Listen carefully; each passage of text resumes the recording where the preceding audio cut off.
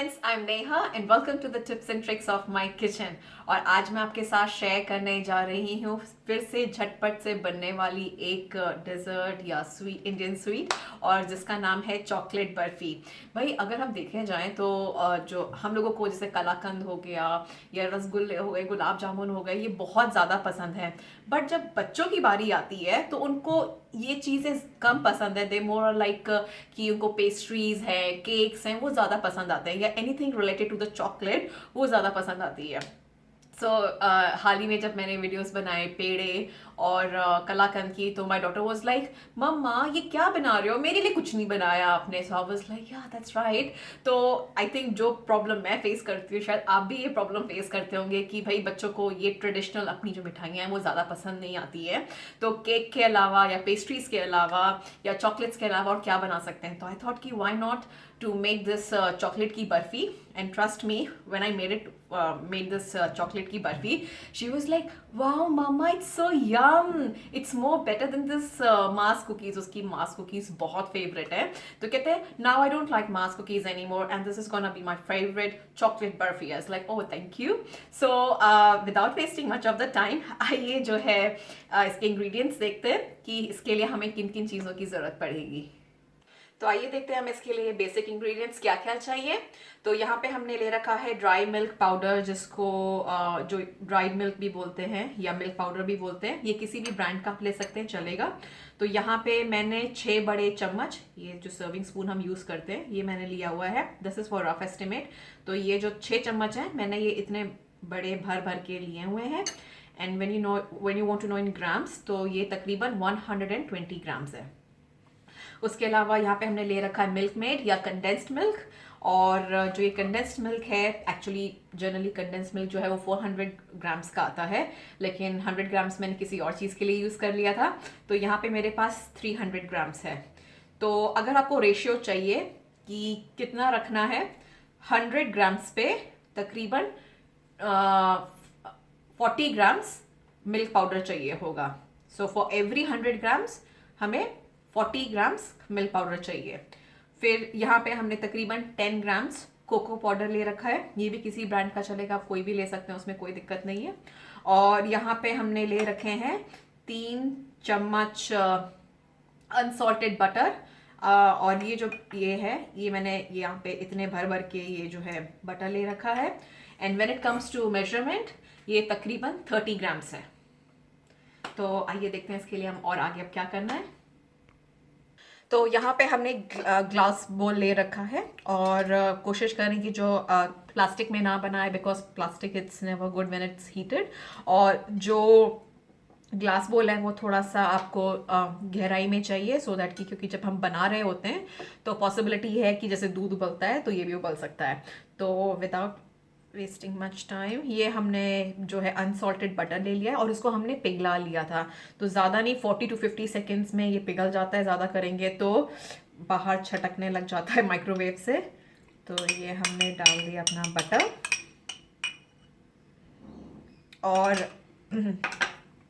और इसमें हम अपना डालेंगे ये मिल्क पाउडर, और इसको हम धीरे धीरे जो है आराम से चलाएंगे। ये जो है मिल्क पाउडर हमने पूरा डाल दिया है इसके अंदर, और एक बार अच्छे से इसको मिक्स कर लेंगे।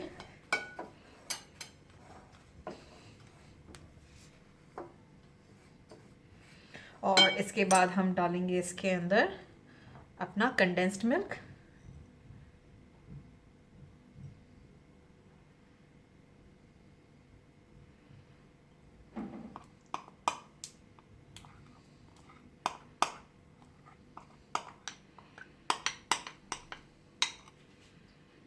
हमने कंडेंस मिल्क डाल दिया अपना, और इसको अच्छे से मिक्स कर लेंगे। और इसका जो है बिल्कुल फाइन और स्मूथ पेस्ट बना लेंगे इसका। और ये हमने मिक्स कर लिया, और इस पर हम डालेंगे अपना चोको पाउडर।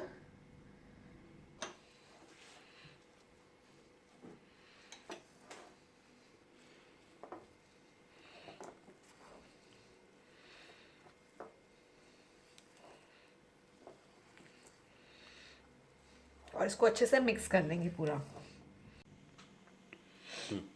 तो ये हमारा मिक्सचर तैयार हो चुका है और इसको जो है अपने मिक्सचर को हम माइक्रोवेव में डालेंगे। और जो मेरे पास माइक्रोवेव है वो 800 वॉट्स का है, तो उसको हाई हीट पे मैं 1 मिनट के लिए डाल रही हूँ।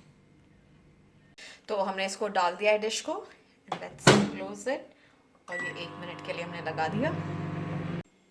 तो ये 1 मिनट के लिए जो है हमने निकाल लिया इसको उसमें से, माइक्रोवेव में से, और एक बार इसको अच्छे से मिक्स कर देंगे। तो ये हमने मिक्सचर को अच्छे से मिक्स कर लिया है आपस में, और हम सेकेंड बारी इसको 1 मिनट के लिए दोबारा माइक्रोवेव करेंगे।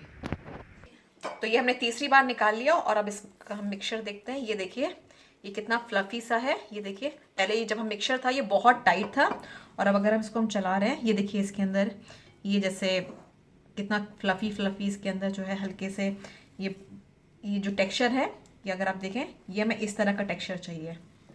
दैट मीन्स ये जो है हमारा तैयार हो गया है मिक्सचर। और इसको हम जो है यहाँ पे हमने जो एक ट्रे है ये हमने ग्रीस कर ली थी। भाई मेरे पास ज़्यादा बड़ी ट्रे थी तो मैंने इसीलिए हाफ पोर्शन ही ग्रीस किया है, सो दैट कि हम इसका बर्फ़ी बना सकें इसकी। तो ये हमने डाला अपना ये मिक्सचर इसमें,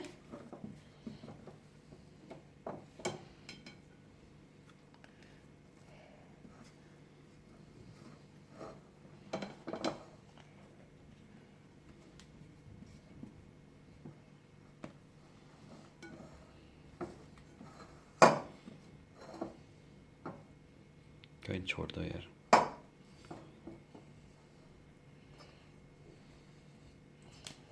तो ये हमने अपना मिक्सचर जो है यहाँ पे इसमें डाल दिया है, और नीचे हमने घी लगा लिया था थोड़ा सा, सो दैट कि जब हम बर्फ़ी काटें तो वो आसानी से कट जाए। और इसका जो टेस्ट है कि आप जैसे ये बर्फ़ी अगर आपने ली हुई है और इसको अगर हाथ में ऐसे बनाएं, ये गोला पेड़ा, ये देखिए क्या सही लड्डू टाइप का बन गया है। ये ऐसी इसकी कंसिस्टेंसी होनी चाहिए, तो आपको पता लग जाएगा कि आपकी जो बर्फ़ी है वो जमाने के लिए रेडी है। ये देखिए, तो अगर हम इसको दबाएं भी तो ये घी छोड़ रहा है हाथ में। So this is a perfect consistency that we need. और इसको हम अच्छे से फ्लैट कर देंगे। तो आपको जितना मोटा चाहिए, what ever the desired thickness you want, आप उस हिसाब से इसको सेट कर लें। तो आप जैसे कि देख सकते हैं कि हमने जो है अपने स्पैचुला से इसको बिल्कुल फ्लैट कर लिया है। और एक चीज़ यहाँ पे देखें, अगर आपको एक और, अगर जैसे हमने जब फ्लैट किया तो एक चमक आ रही है यहाँ पे, और ये पूरा जो घी है ये हाथ पे आ रहा है पूरा। तो इसका मतलब जो है this is the perfect consistency that we want. और अगर आपके पास इस तरह का स्पैचुला नहीं है तो आप क्या कर सकते हैं, अगर आपके पास स्टील की कटोरी जिसका जो सतह है या जो बेस है अगर वो फ्लैट है, उसके बेस पे थोड़ा सा घी लगाइए, और जो नीचे का बेस है उससे जो है आप उसको टैप कर दीजिए ऐसे ऐसे करके बढ़िया से। तो आपकी जो मिठाई है वो एकदम प्लेन हो जाएगी जैसे हमें ऐसे चाहिए। और इसको अब हम क्या करेंगे, क्लिंग रैप करके तकरीबन 2 घंटे के लिए रख देंगे, सो दैट कि आराम से जम जाए, और फिर उसके बाद हम इसको पीसेस में काट लेंगे। तो 2 घंटे हो चुके थे और इसको हमने सेट करने के लिए छोड़ दिया था, लेकिन रूम टेम्परेचर पे। हमने इसको फ्रिज में नहीं रखा था क्योंकि फ्रिज में काफ़ी हार्ड हो जाती है। तो ये देखिए, वाह क्या बढ़िया जम गई है ये। तो इसको हम जो है पीसेस में काट लेंगे। तो भाई हमारी जो मिठाई है, चॉकलेट बर्फ़ी, या जो मेरी बेटी ने नाम दिया हुआ है मास कुकीज़ उसके लिए, तो ये तैयार हो गई हैं ना। एक चीज़ है जब हम काट रहे थे तो आप काटते वक्त चाकू पे आप जो है थोड़ा सा घी लगा सकते हैं, और चाकू से भी अच्छा मैं बताऊं, अगर आपके पास पिज्ज़ा कटर है तो जो पिज्ज़ा कटर है उस पर आप थोड़ा सा घी लगाइए और उस पर अपना पिज़्ज़ा कटर से चला के अपने बढ़िया बढ़िया पीसेस काट लीजिएगा। तो मुझे मिल नहीं रहा था तो इसीलिए मैंने यूज़ नहीं किया। Now the best part is of course testing, and ये बहुत ही, अगर आप दूर से देखें तो ऐसा लग रहा है कि हम चॉकलेट खा रहे हैं, मतलब जैसे जो कैडबरी बार्स आती हैं, so more of like that. But let's test this.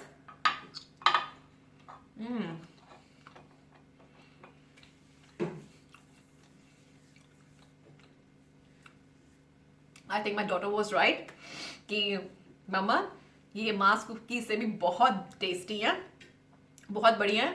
तो भाई अगर गर्मियाँ चल रही हैं तो आप इनको फ्रिज में रखिए, सो दैट कि ये 3 से 4 दिन तक आराम से चल सकती है।